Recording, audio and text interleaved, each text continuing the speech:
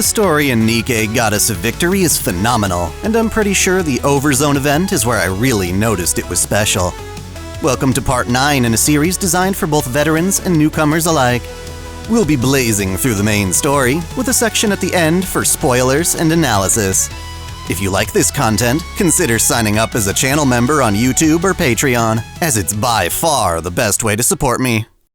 Our last video dove into the Red Ash event, introducing us to the famed Goddess Squad. Humanity was hopeful about its future, but that hope crashed with the birth of Anichiro, the very first heretic.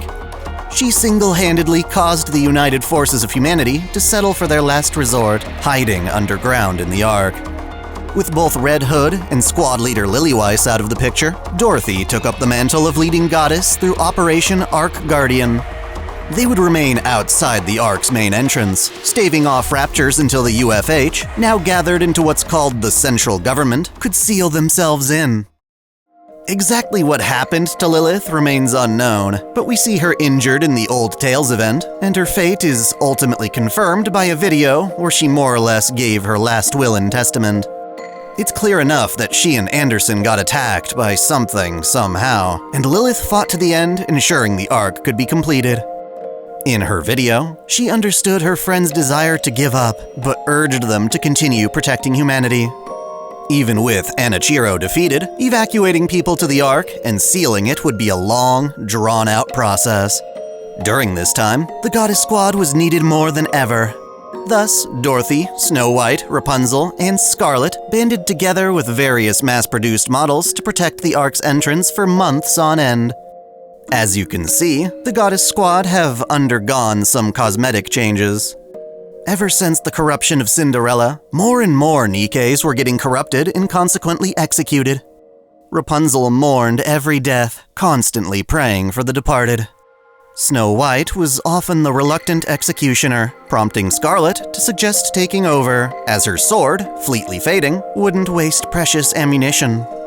Dorothy affirmed that such a blade was never meant for that, and her sister Rose wouldn't want it used like a butcher's knife.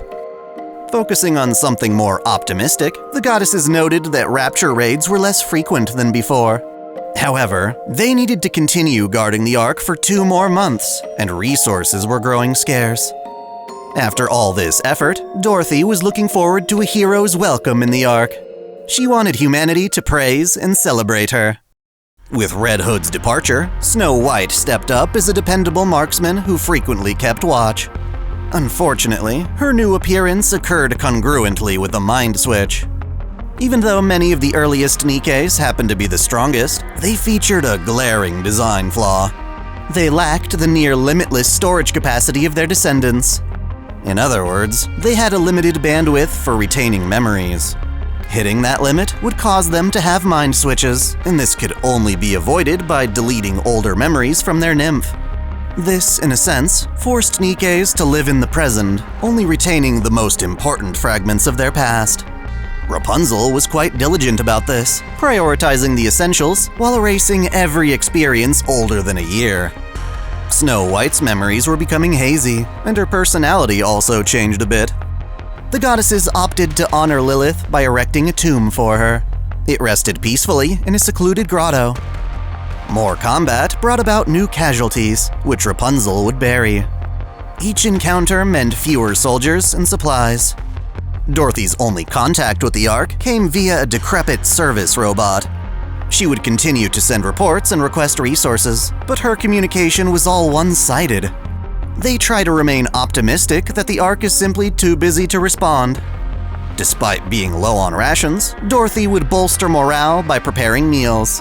Not even a mind switch could erase Snow White's voracious appetite. At the same time, though, she refused to leave her post, just in case raptures showed up.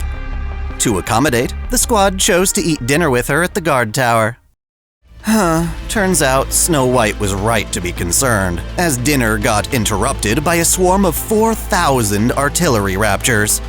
This sudden attack wound up killing off all but one of the mass-produced Nikkes, and an incendiary shell knocked out a bunch of their food storage. Luckily, Scarlet salvaged a bag of seeds and spread them across the ground, not expecting anything to come of it. To her pleasure, at least, their stock of liquor remained intact. It was possible that food could still be found across the garrison. Plenty of people set up camp hoping the Ark would let them in. Begging at the door without a ticket was preferable to giving up, at least emotionally. Supposedly, that meant there were no humans up on the surface anymore, so the goddesses could claim whatever they found. Dorothy made for a great leader, willing to do labor herself despite her desire to remain clean and elegant. In this servitude, she met Pinne, the last surviving mass production model. Normally, these Nikkes were only referred to by model number, but Dorothy insisted on using Pinne's real name. Let's just say Pinne was an amazing woman, offering to help the goddesses with a stoic attitude. Things were certainly grim, but she had many skills the goddesses lacked. In Dorothy's case, it was an experience with corpses. Like I said before, there were plenty of refugees who were denied entry to the Ark. They wound up dying in their settlements, rotting away from starvation or famine. Pinne lacked her human memories, but was probably used to seeing death on an instinctive level. After some time together, Dorothy and Pinne returned from scavenging with some canned goods. That night, though, the sight of bodies kept Dorothy up, choking and gagging. I guess the nymph can't shield you from everything. It wasn't long before the camps were picked clean. The goddesses were left without food, electricity, or even water. With 5 weeks still remaining, they started to feel things were hopeless. Rapunzel would find herself going to pray more and more, almost envying the dead for no longer having to endure despair. Dorothy tried to encourage her, but it only escalated into them arguing. Not helping matters was Scarlet, who opted to get drunk on the battlefield. Pinne remarked how low the esteemed goddess squad had fallen. Yes, they were people, but they were also a beacon of hope for mass production Nikkes like her. Pinne scolded her icons, begging them not to disgrace all those who died, aspiring to the goddess's ideal. Between Snow White never leaving her post, Rapunzel never leaving the graveyard, and Scarlet so drunk she could feel tipsy on plain water, Dorothy resorted to visiting Lilith's tomb. What would Lillyweiss do in this situation? Eventually, Pinne came to offer her respects and suggested Dorothy drop her pride a bit and ask her partners for help. Like a magic spell, Dorothy's request immediately got Snow White to step down from the guard tower and offer support. The avid watchdog agreed to search for resources, while Dorothy rested and kept watch in her stead. Pinne was right. If the goddesses were struggling as individuals, they could still support each other and press on. Thus, Dorothy and Pinne gave Rapunzel a visit, assuring her that none of the soldiers who died felt their sacrifices were meaningless. Rather than endless pity and mourning, Rapunzel would better honor the dead by continuing the mission they gave their lives for. The compassionate nun then realized the voices tormenting her weren't of the fallen at all, but her own inner voice crying out. Thankfully, she didn't have to bear those tears alone. As for Scarlet, she really was just pretending to be drunk on water. Pinne watched as Dorothy joined in on the fantasy. Turns out, the wayward swordswoman simply needed a proper rest before returning to duty. With their spirits on the rise, the goddesses bore witness to the seed Scarlet scattered starting to sprout. Relieved and hopeful about her next report to the Ark, Dorothy assured humanity that the goddesses were well and could finish their duty without further support. However, she made sure to request their squad be given a place of honor in the Ark. More time passed, and Snow White returned carrying wires, food, liquor, and a fresh deer carcass. Luckily, Pinne knew how to skin it when the others didn't. Dorothy insisted on learning this process, even though it made her queasy. Overall, the Nikkes only needed enough food to avoid mind switches, so they sought to thrive by taking turns between hunting and lookout duty. By expanding their reach, they hoped to increase their yield. They would take pride in their independence, looking forward to the Ark as their paradise and reward. Dorothy wanted Pinne to see her walking through the streets among cheering and flowers. Ruining the fun, however, another wave of raptures appeared. More motivated than ever, Dorothy tore through the enemy, only to notice Pinne got corrupted during the encounter. It was horrifying. The Nikke who got the goddess squad back on their feet was reduced to repeating her name in a distorted voice. Despite Dorothy's pleading, Pinne only resisted her corruption enough to request being executed. In wretched agony, Dorothy had no choice but to comply. Their dream of finding paradise together was snuffed out in a split second. The other goddesses caught up to find Pinne dead and their leader pointing a gun to her own neck. Dorothy would have died too, if not for a lack of ammo. Afraid, the goddesses kept watch as Dorothy rested, making sure she wouldn't try to harm herself again. Apparently, a giant rapture entered the fight separate from the main group. In order to save Dorothy, Pinne took it out on her own, being contaminated in the process. She was a true goddess of victory. After all this time and hardship, the communication robot finally received a response from the Ark. This actually helped Dorothy pick herself up again. Together, the goddesses listened to the message, which confirmed there were still many complications within the Ark that prevented them from sending aid. Furthermore, a few tasks on the surface would need to be completed before the Ark could finally seal itself. The most important of these missions was to destroy an alpha particle generator the Raptures had taken control of. It was being used to jam communications with the Ark, and eliminating it would allow for exchanges in real time. Construction was still being done on the Ark near the surface, so nearby Raptures would have to be taken out in select regions. Lastly, one of the freight elevators used to transport food to the Ark had become a security risk and also needed to be destroyed. Under the promise of being rewarded for their bravery, Dorothy anxiously set out on these tasks. The other goddesses agreed to take shifts alongside her. Rapunzel took the first shift, escorting Dorothy to the particle generator. Rapunzel possessed her own jamming ability. Her individual hairs were the product of her wanting allies to return home safe. Oddly, by comparison, Dorothy couldn't pinpoint any specific power she gained as a Nikke. Rather, her entire existence was fueled by a desire to live. After inspecting the area, they found the particle generator was nearby a graveyard, so Dorothy agreed to lure any raptures away so as to not damage the site. While taking a moment to pray for the dead, Rapunzel assured Dorothy she would actually try to hear the departed this time. Miraculously, golden particles emanated off the graves and gathered in Rapunzel's rosary.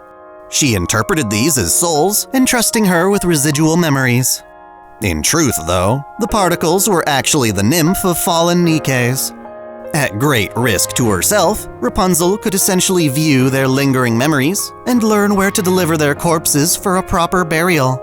She took this on as a personal mission in addition to slaying the Raptures. The catch was that she would need to lay her comrades to rest within her mind's 1-year time frame, else she risked incurring her first mind switch. Finally, with the jamming disabled, the goddesses could speak directly with the director of the Ark sealing project. We soon learn that this guy's name is Oswald. It appears to be the very same Oswald that Red Hood met prior. Rapunzel asked him where their commander went. Apparently, nobody had seen Anderson since his departure, and there were no clues to his whereabouts. Obviously, we know Anderson did in fact make it to the Ark, but the details of that event and his secrecy remain a matter of speculation for now. During their second mission, Dorothy took some time to inquire about Scarlet's past. She was the only surviving Nikke who specialized in melee combat, and as such, the Raptures hadn't bothered to update their tactics against swords. Scarlet dreamed of the opportunity to take advantage of this and slay the ignorant Rapture Queen. Should that come to pass, she would then settle down and become a farmer. In the meantime, they planned on making a garden at the outpost where they'd been staying. Oswald was able to send some supplies via the freight elevator. Snow White, on the other hand, had just returned from some more hunting. Dorothy taught the others how to skin a deer, but that's when Snow noticed something was off. Essentially, Dorothy had been coping with the loss of Pinne by pretending Pinne was still with her. As such, Dorothy could be found talking to herself, holding conversation with a projection in her mind. The squad agreed to let her bask in this delusion, fearing it would actually be worse if her subconscious projection of Pinne were to suddenly vanish. They retrieved their supplies and demolished the elevator behind them. Within the boxes was the artificial food Splendamin. Figuring out how to cook the stuff was a hassle. That said, everything started to seem optimistic again. It wouldn't be long before the Ark project was finished.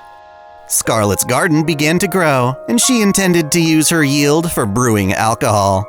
Rapunzel went from mourning the dead to thanking them for their sacrifice. Just when things were finally looking up, this positive momentum shattered when the Ark was actually sealed. Only at this point did Oswald reveal that the Goddess Squad's reward would be some commemorative statues in the Ark.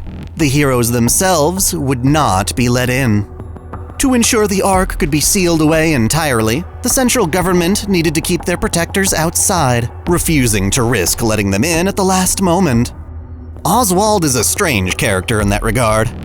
There are times when I find him totally respectable, but in this case, he was willing to abide by the central government and fuck over the very goddesses he admired. Understandably, Dorothy threatened to kill him, along with his friends and family. She even suggested blowing open the Ark's entrance, but Oswald saw it as a bluff, claiming a goddess wouldn't do that even if her programming allowed for it.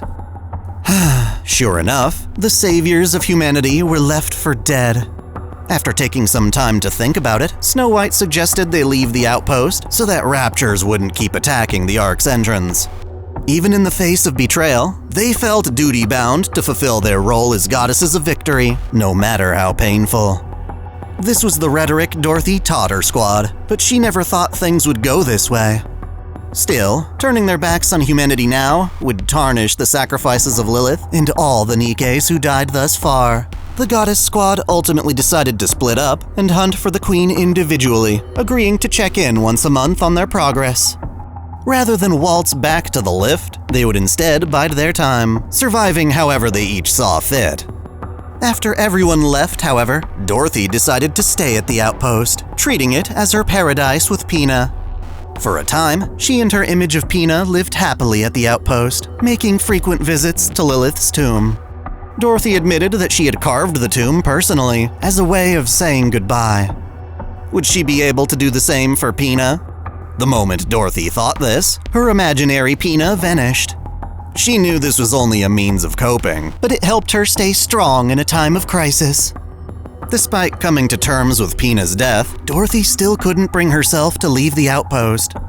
If paradise was out of reach, then the closest thing to it was the place where she and her friends fought together.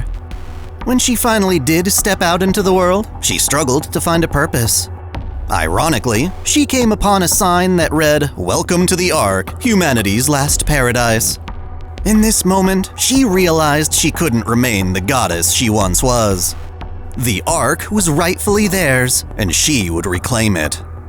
50 years later, when humanity would attempt to reclaim the surface once more, Dorothy rescued a mass-produced Nikke.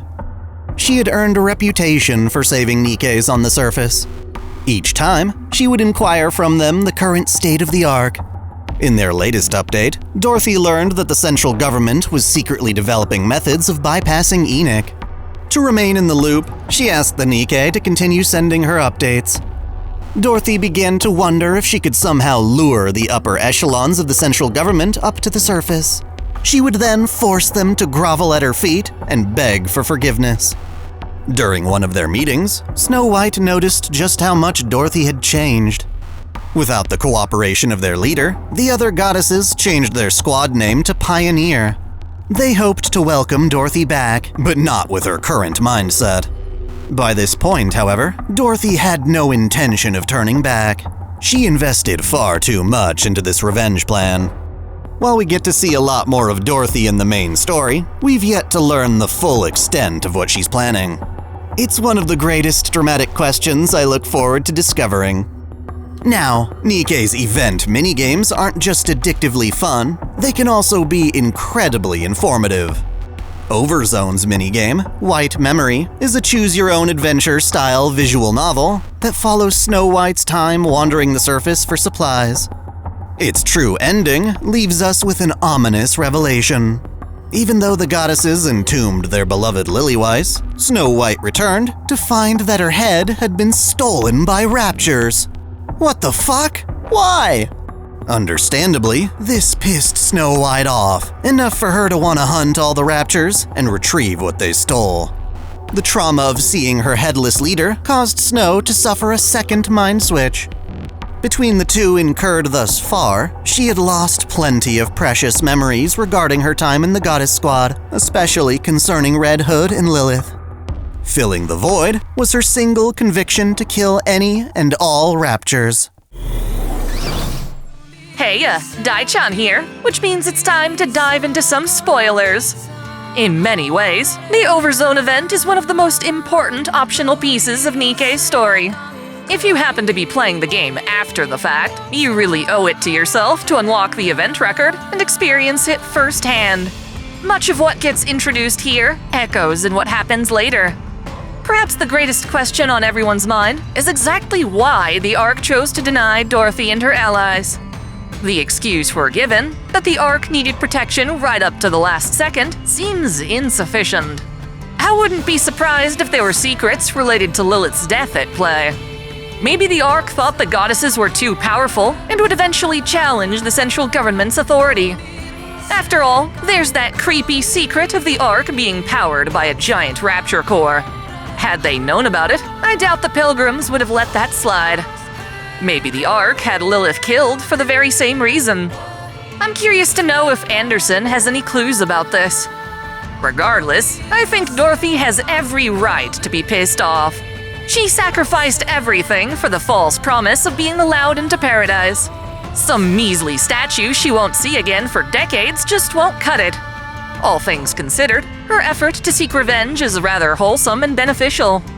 Long story short, Dorothy establishes Eden, her own paradise on the surface with vastly superior technology. She rounds up a crew consisting of Cecil, the commander Johann, and other betrayed Nikkes like herself.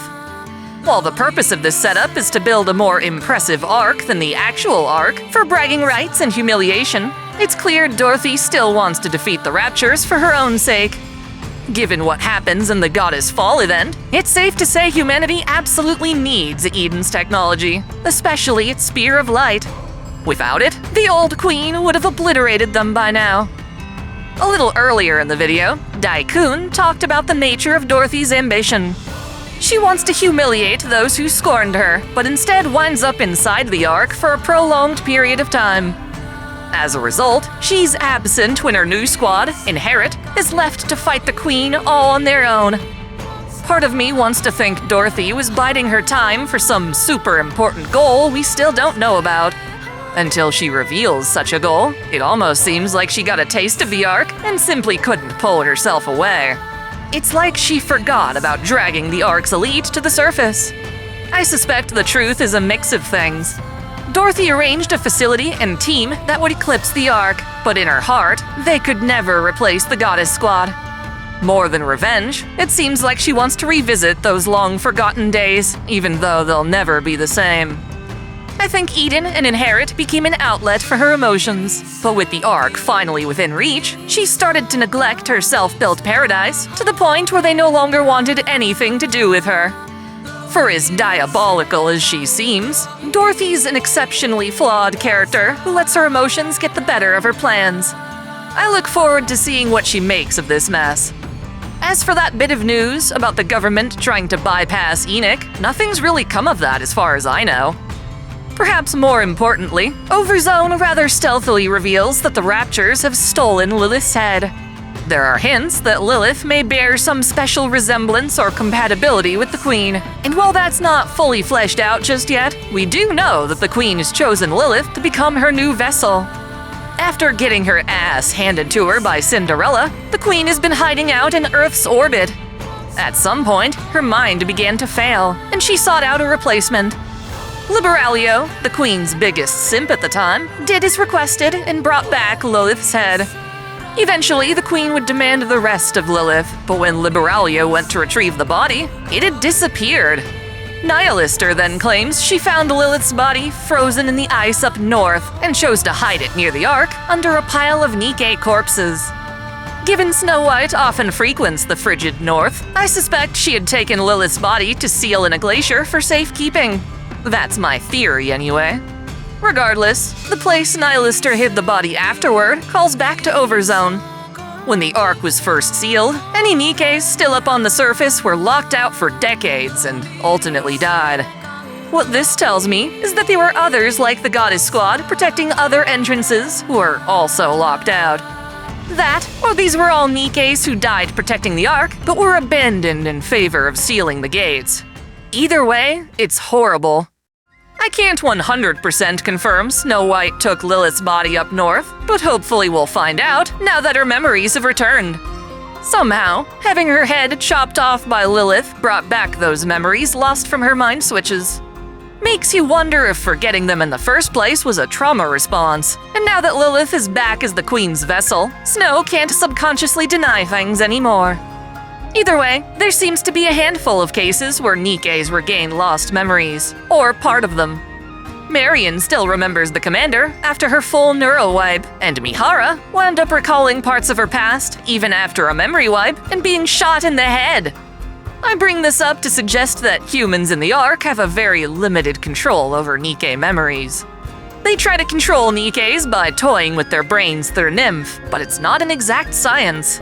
I'll never be convinced that any form of memory erasure in this story will be permanent. While Rapi compares the loss of memories to death, it's nice knowing the Ark can't fully erase everything.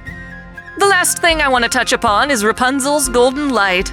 It's quite fantastical, but it does appear that memories can be extracted from Nymph and shared with others through golden particles. Rapunzel uses this to peek into the memories of fallen Nikkes, while Nayuta relies on it as the crux of her powers. Basically, Nayuta is able to make clones of herself by partitioning her Nymph. These clones are able to gather their own memories, but when they die, or the main body recalls them, Nayuta has to pick and choose which of these memories to inherit. Her individual storage can't account for all their experiences, so Nayuta has to view and then discard most of what her clones went through.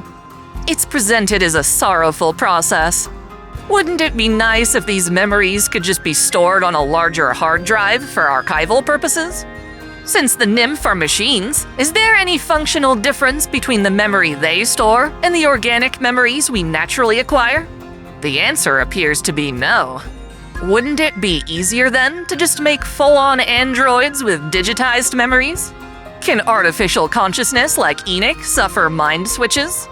The anime Sword Art Online presents something very similar happening when an AI realizes its memories are fake or copied from someone else.